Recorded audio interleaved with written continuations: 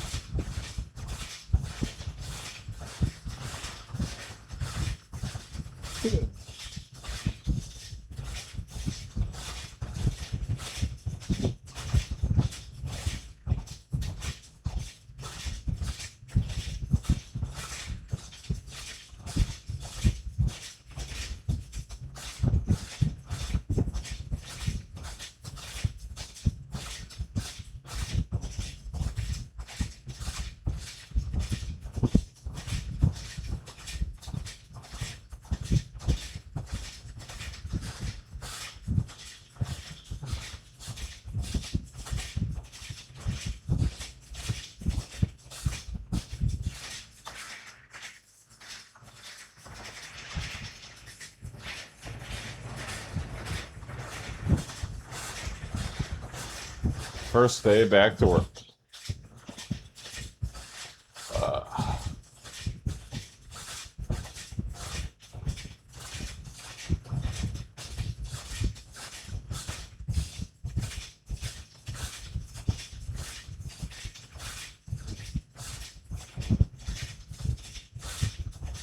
And I went a little crazy eating over the weekend. I had fast food. We had to go in the away party. For MR_Seeker said, let's play the air horn. What's up, Mr. Seeker? Good morning.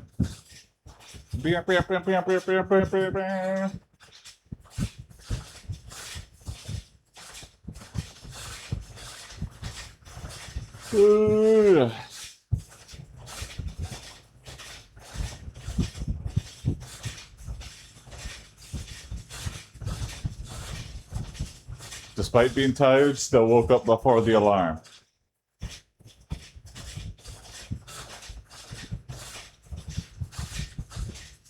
Always a good sign. That means I'm in a good sleeping habit.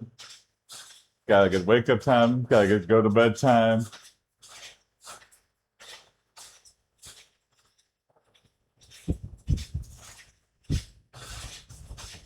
In a land far, far away, a lonely figure can be seen riding a bike. Yeah. Is that me?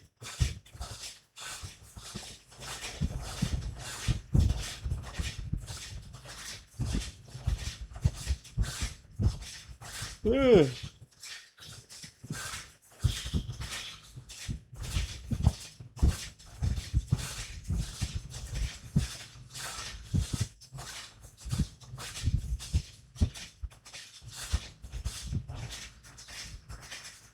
I saw they're doing a Dungeon Crawler Carl series on Paramount. Not yet aware of his surroundings.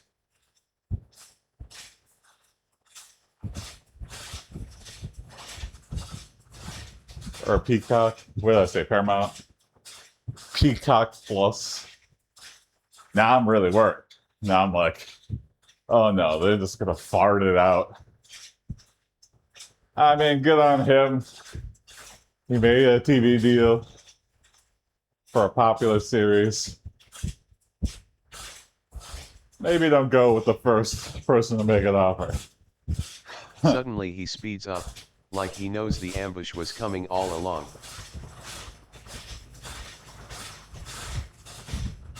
It's too early in the morning for the ambush to happen. I hope not. Oh my god. Yawn City, sorry for yawn attack. Super yawn attack. Suddenly in Michigan it got super cold. Let's see, what is it right now? Super heart attack. 62. Super heart attack? How is a heart attack different from a super heart attack?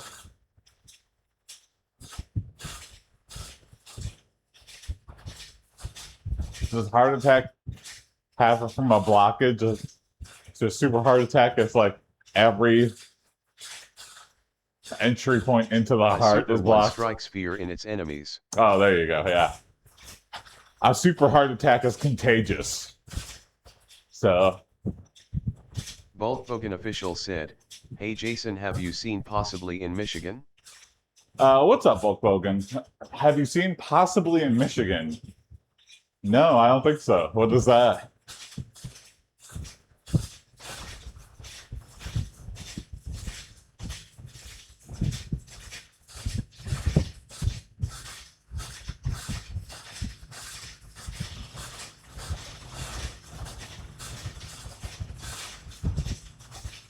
Sounds like a game show. Possibly in Michigan. Bigfoot robs a mushroom dispensary. Possibly in Michigan. We have to determine if it's true or false.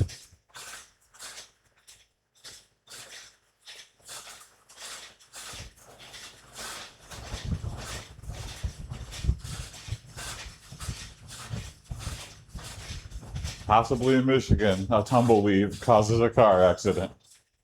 Possibly in Michigan. Possibly in Michigan. It's an old short psychedelic student film by one of the classmates of David Lynch. Oh, interesting. Okay.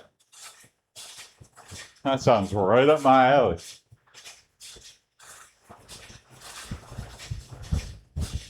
I will have to check it out. And you can tell they did some weird shit in that class. Yeah.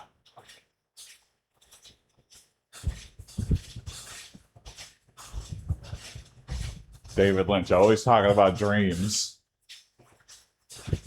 Now we wish he could shoot forever.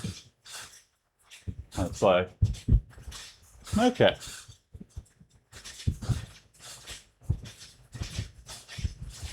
I feel like season 3 of Twin Peaks, Twin Peaks: The Return, it's like, what if David Lynch had a huge budget? What would he do?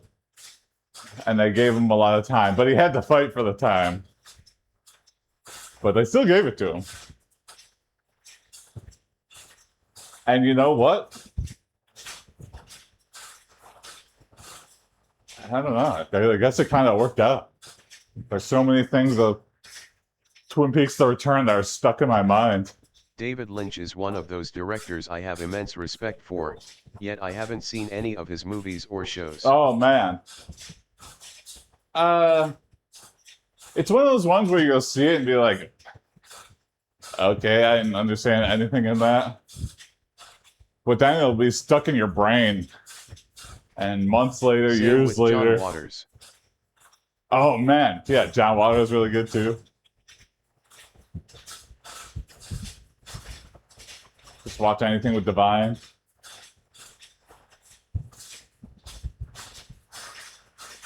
Or the one without Divine, Desperate Living. That's also pretty good. Where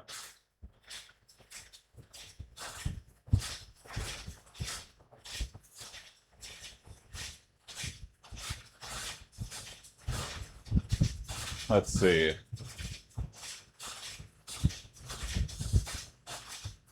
I think you got a movie marathon weekend planned now. Just watch, I don't know, like stuff like Blue Velvet or Issue Lost is, Highway. Everyone says it's all very heady artsy media, and I have some aversion to such claims. Mm-hmm. Some of it definitely is, I feel like.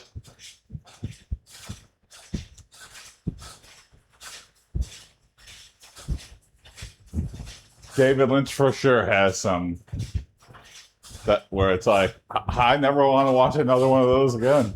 Have you watched the wrong one? See, Eraserhead? everyone told me Frank Zappa was hard to get into artsy complex music, and it's like really isn't. Huh. Yeah, sometimes it seems like people who are the most similar are total and complete enemies. It's like, why? I guess it's because, like, you don't understand.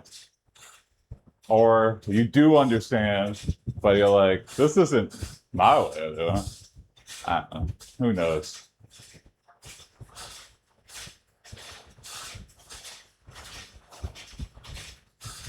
You are so in But I your am own into artsy world stuff, that you can't so respect might somebody need to get else's into that. very outsider art style.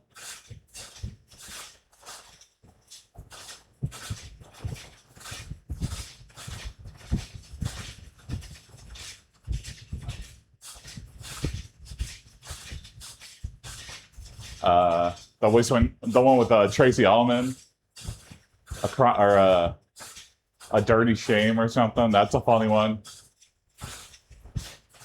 Johnny Knoxville's in it, which is awkward, and they have some weird like religious things, but it's all about people who are way too horny.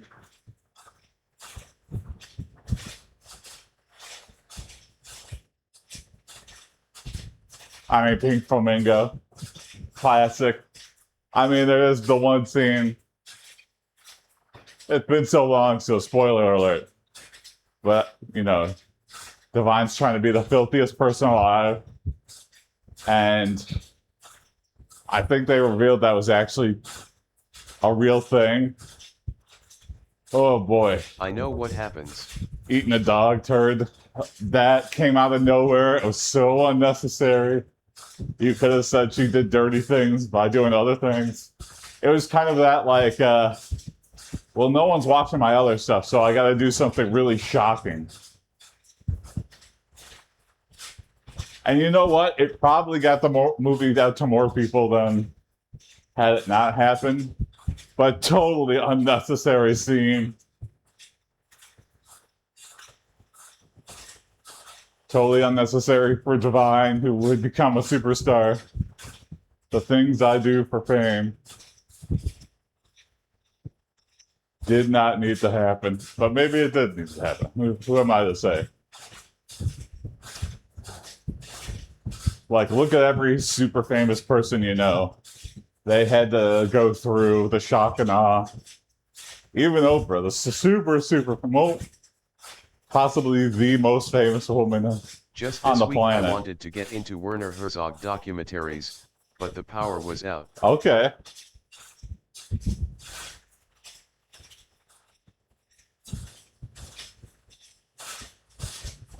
So another day. Yeah. I watched Werner Herzog, Fitzcarraldo. That's an artsy fartsy movie. It's kind of funny because you're so confused. And the main guy is such an alien. That guy is so interesting looking that it's like he's the protagonist, but he's almost like the villain.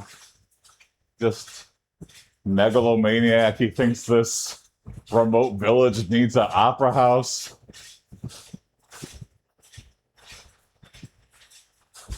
Just absolutely bizarre.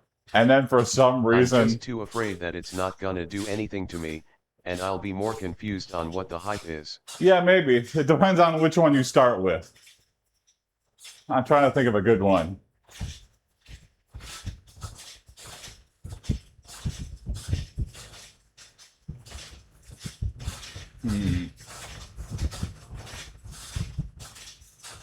Twin Peaks starts out as the most digestible for David Lynch, and then quickly devolves into, you know what?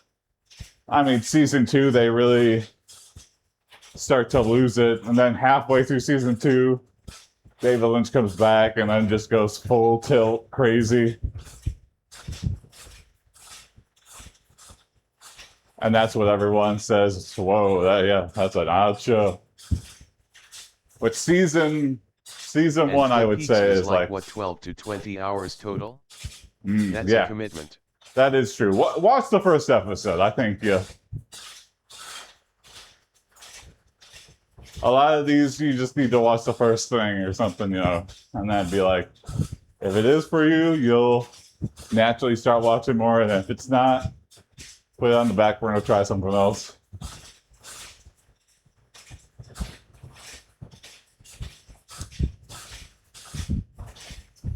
Or movie wise, I keep going Eraserhead. Maybe Blue Velvet if you like really strange shit. Blue Velvet's really weird though. It has some disturbing scenes, but Eraserhead also has disturbing scenes, but it's much more memorable. You probably won't know what's going on the first time you watch it. I think that's just it's just the go-to for every David Lynch movie. You will and you won't.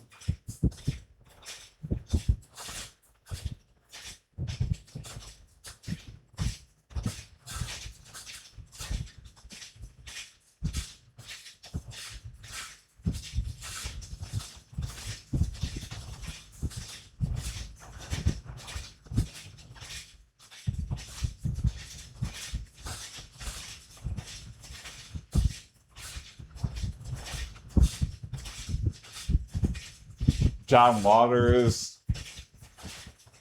I mean, Hairspray is probably the most digestible, and that turned into a huge profit. Not the one with John Travolta. Although that is funny to see him be a big fat lady with a terrible Boston accent.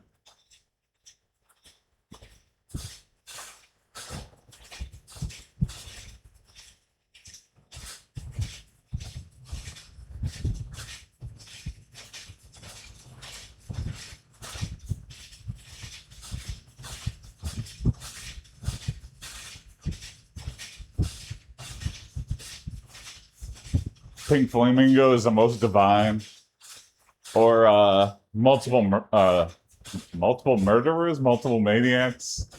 I can't forget what the thing was called. That's a fun one. Sometimes with John Waters, he has like a great 30-minute movie, and then there's a lot of boring stuff in between, which doesn't really relate to anything. It's like, but man, that 30 minutes makes it work. I wish there was like supercuts for movies that did that like just had the best subplot movie or the main line, but then they just couldn't figure out how to fill the rest of the running time. I feel like people would judge, all these movies that get low ratings for like, it just got really boring. And then the end happened, it was really good. Like, that's just to fill so it could be in theaters. That's the only reason that these movies are that long.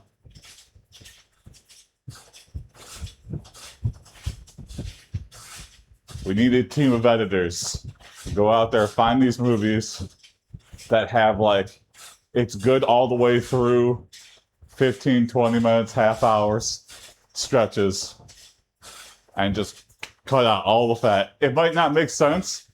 It might miss a lot of the exposition, but you know what? That makes it better. I like the media that hates its viewer. Yeah. That's definitely David Lynch for you. John Waters, I wouldn't say hates his viewers. He just likes a very specific viewer, I guess. I don't know what I would categorize it at, but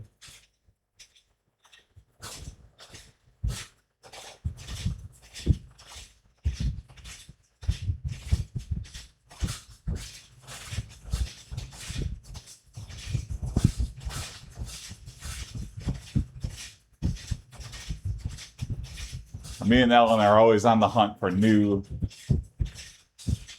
movies. That involves watching an unfathomable amount of stuff that's just boring and we hate it.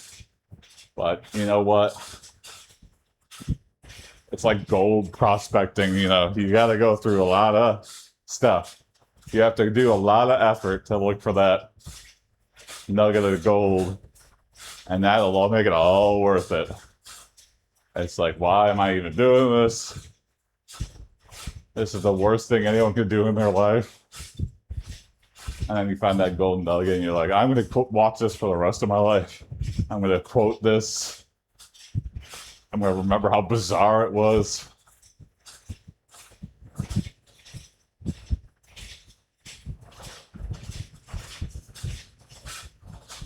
I started watching Android with Dan Morgan,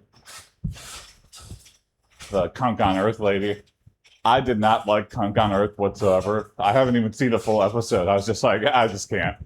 I just started watching one of the episodes. And I was like, I don't know what it is. But Android is really funny. I watched the whole first season.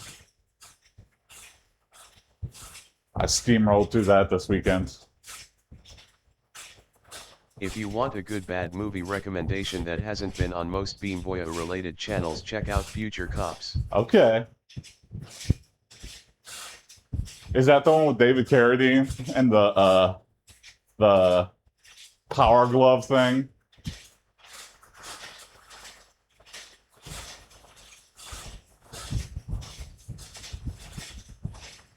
I will check it out. I have not watched it.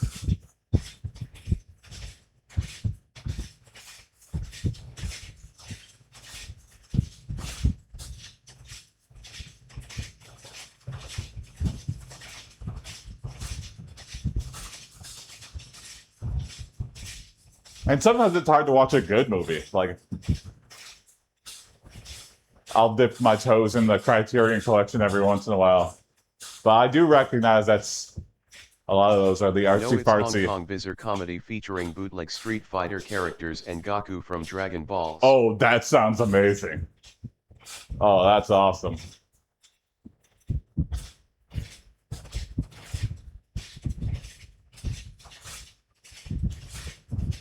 Have you ever seen a Ricky O? That is a really bizarre. I think it's Hong Kong movie.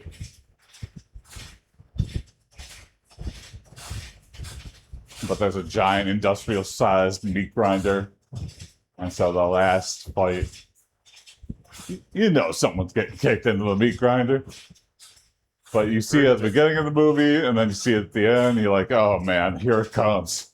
Amazing. It is a good setup payoff. And also, it just has a lot of, that's a pretty fun one from which I remember. I only seen it once, but I watched it from a clip. I was like, oh, I'm so in. Whatever this is to lead up to this moment, I will watch a full movie for it.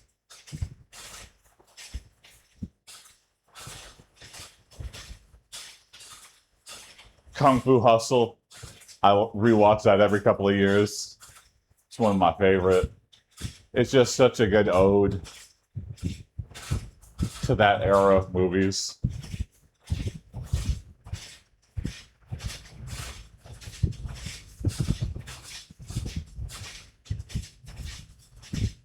And it has good power scaling, like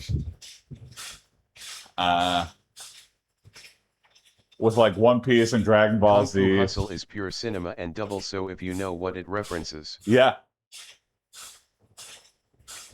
And the first time I watched it, I didn't know any of the guys.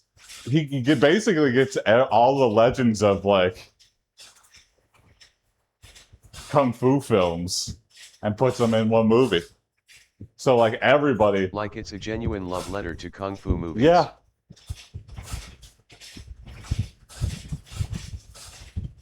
And it plays with like every trope imaginable related to Kung Fu movies and puts them all in one cohesive thing with likable characters.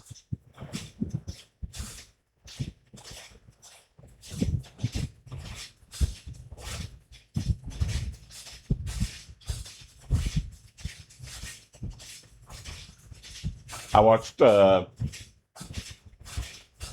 Shaolin Soccer. Also good, but, you know, nowhere near the level.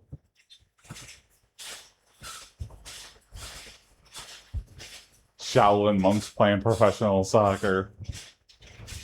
Or one guy with a ragtag team. A fun watch, but definitely not on the same level as Kung Fu Hustle. Another Stephen Chow movie. Shaolin Soccer 1 is the same director. Yeah. Mm-hmm.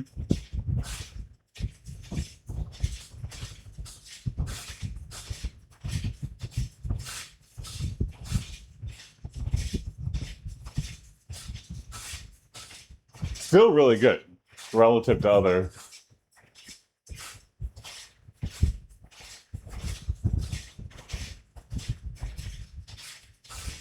But yeah, the problem with the soccer movie is Every assembling 3 the team years or takes so internet forever. suddenly gets reminded that apparently Kung Fu Hustle 2 is allegedly happening. Ugh. Oh, I don't know. It's a big uphill battle. I just always worry. You know, good for him that somebody's throwing a big pile of cash at him, probably to make that happen. Spaceballs is coming back. You know, Mel Brooks is 1 foot in the grave. He is so close to death. He didn't have to do this. You know, maybe it's like he wanted to just see everybody one more time or something. I don't know. I mean, I'll probably watch it, and that's why it happens. In good, New Tep and Chow's newer movies are also good. Oh, I don't even know. Yeah, I'll have to check them out.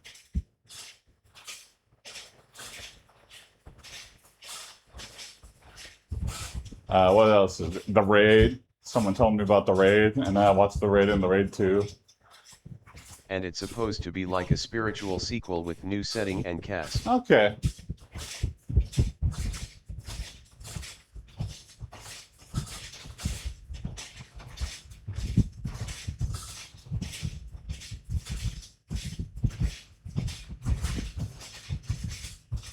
It's just like, it's so hard to come up with an original idea and make it successful that it's even harder to follow it up in the same universe with the same characters and do something different. Yeah. Funny. And they got Rick Moranis out of retirement, which that guy definitely did not have to come back and do anything.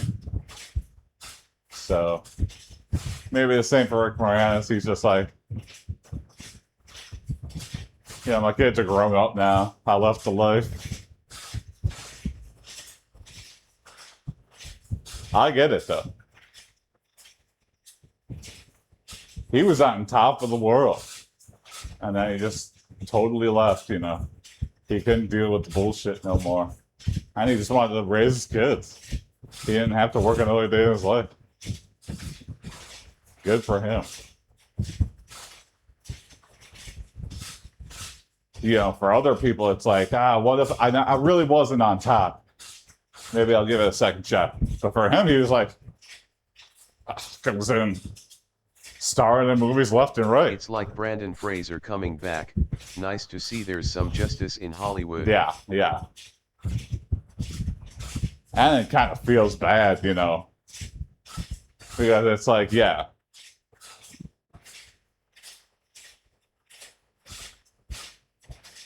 You know, the reason he left wasn't his fault. It was just some powerful executives or whatever, and some bad shit happened to him.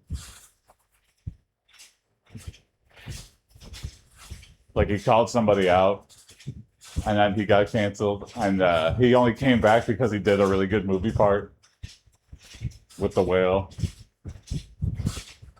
So it wasn't like people are like, you know what, Brendan Fraser got mistreated. You know, if he didn't do a good thing coming back, everyone would have been like, oh, great. Yeah, past this time, Brendan Fraser trying to come back, make a comeback. Like, the only reason people are so forgiving is because he did such a great job in The Whale. He was also supposed to be in Batgirl movie. Yeah, well, which I wonder if it's canceled forever. Because we got Acme v. Coyote or whatever. And that's coming out. And that was in the trash can. That was a fully finished movie that was in the trash can. So I think it's just some weird accounting hack where they're just you know, it still sucks for everybody in the movie. But I wonder how many finished movies are just sitting there. Can't be many, right? It's I'm just sorry, a few but unique. if Acme vs Coyote flops and isn't that good, that would be so funny. Yeah. I mean, Will Forte really stood behind it, so, and I like Will Forte a lot, so.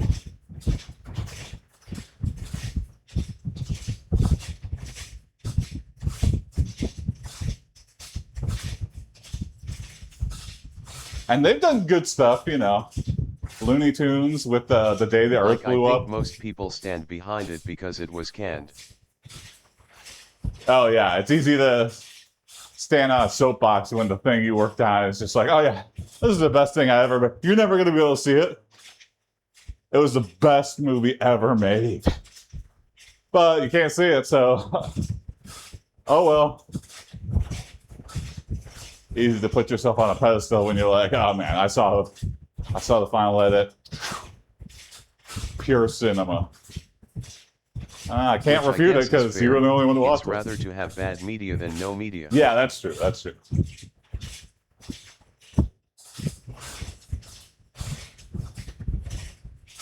Without Neil Breen and his wackadoo movies, the world would be a much darker place. Which it seems like, I think the Alamo Drafthouse people or Vinegar Syndrome or somebody else. Somebody has clearly given him a ton of money to like do a high budget Neil Breen movie. And yet it's still like, hey Neil, you're in charge. We will steer you. Show us your vision. Because man, I think Is Cade that the for a Torture next one? Crossing was so sad. That's the next one, yeah. I don't think it has a name, but I think he did say it is another Cade movie. So it's like his first trilogy, I guess. The Twisted Pair trilogy, which has me worried a little bit, but you know, they had like a short teaser. I think I put it in the Discord, but if not, I will drop it in sometime today. And I was like, please. I think just so long as he's not green screening everything, and he just needs help. I hope it's not gonna go the way of Samurai Cop 2. Yeah, me neither. I think you have to give him full control, which is terrifying. Because he's going to ask for some wackadoo shit like a real tiger.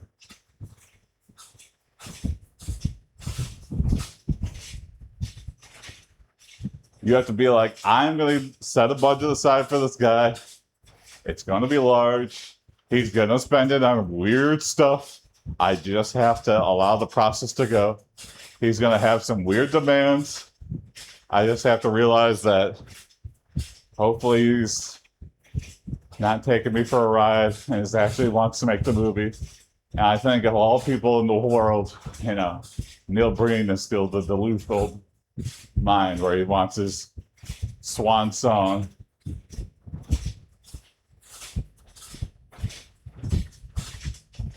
I think it didn't work out with Tommy Wiseau because Tommy was just so happy to be famous by any means necessary. Neil, I think, has some integrity, and he's an egomaniac. But God damn it, if I don't watch those more than anything.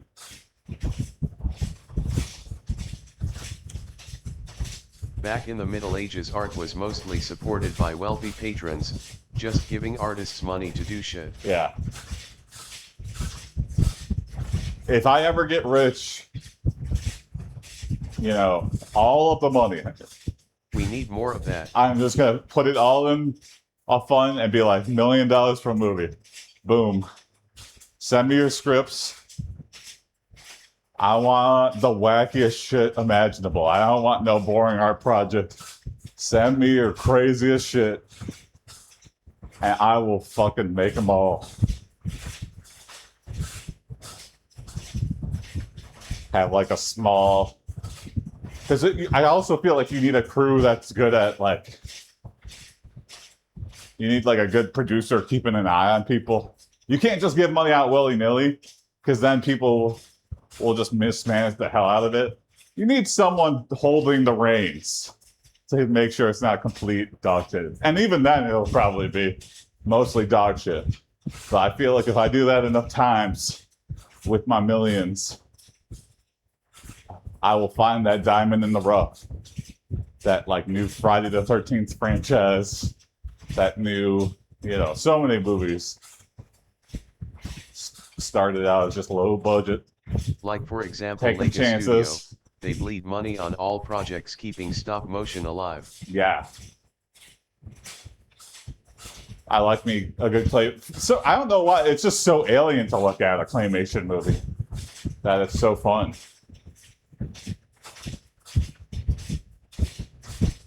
The Wallace and Gromit studio was like, the clay we use is like going extinct. The business or the mines or whatever, the area where we got the clay. I forget what they said, Supported but by Phil Knight's son, and he's the co-founder of Nike. ah, interesting. Or Mike Laszlo or whatever his name was from Adult Swim. That was like, oh, he was like the guy that made everything interesting happen. And then he left. And Venture Brothers immediately got canceled. It's like, okay, yeah, these people are morons. Who knew it was just one person keeping this thing alive? That's, by the way, why all Leica movies get Nike shoes promotions. Mm-hmm. Yep, you gotta kiss the hand.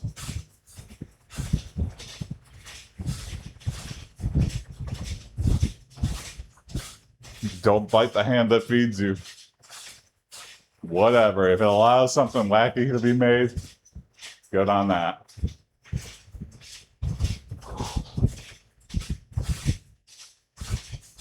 And I know why more people don't do it. It's because you're gonna burn millions. It might happen on the first try where like something like pops off. But a lot of the time you're gonna be like, I spent my $1 million on that? Like, what the hell? Some guy was sucking on a shoe for 30 minutes. I don't get it. Why did I gave you $1 million for that? Why was he sucking on a shoe? What is that supposed to represent? Is that me? Are you making fun of me? I'm suing your ass. I don't understand. You're gonna get a lot of weird. But somewhere, out there, someone will have a unique, original idea that will actually resonate. But you gotta stop through a lot of the artsy-fartsy. Or someone that makes a weird short film just cannot translate it to the longer format. That's why I feel like you also have to have like satellite crews. A good producer to keep an eye on things, a good camera crew to make sure everything sounds and looks okay.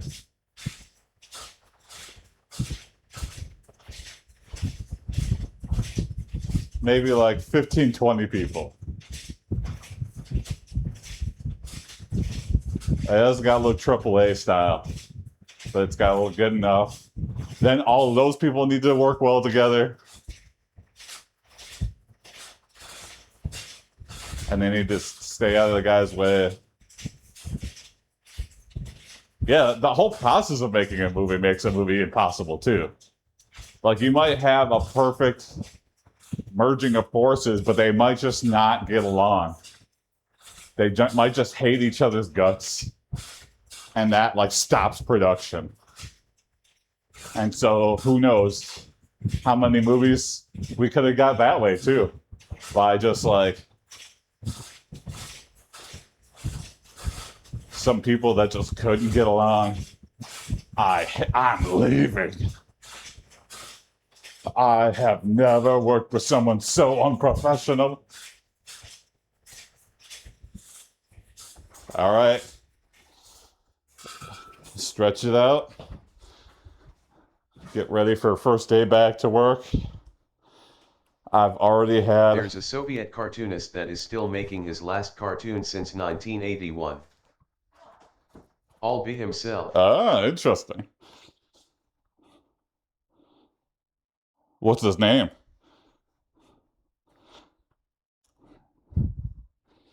You know, statistically speaking, it'll probably go the way of like George R. R. Martin, and we're never going to see the true end. And that might just be because, you know, became a perfectionist, and you know, he probably has ended it many times, and it's probably been good, decent ending, but not perfect. Yuri Norstein, and it's very likely won't be finished. You know, I mean, cartoon stuff takes a bajillion years. You know, animating stuff just is a very time-intensive process. But if you've been making it your whole life, I guess if you're doing it alone, I don't know. Yeah, the likelihood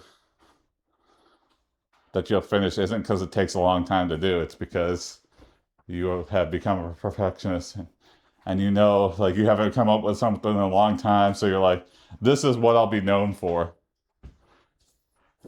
And now you're like, two in your head, you're like, I can't take a risk, so I really just have to vet it. And then you never release anything. His techniques now don't have needed art materials to fully replicate.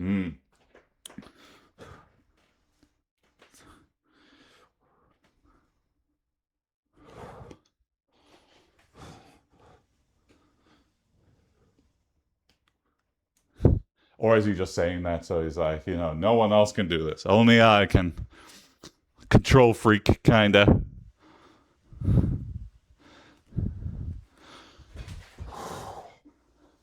Well, it's like, you know, he learned how to do it. He could teach somebody else. I don't know. Again, the artist's mind. Who knows how it works? All right. We're back in business. See you tomorrow for another workout. Have a good day, Bulk Bogan. Have a good day, Mr. Seeker. See you tomorrow. Bye.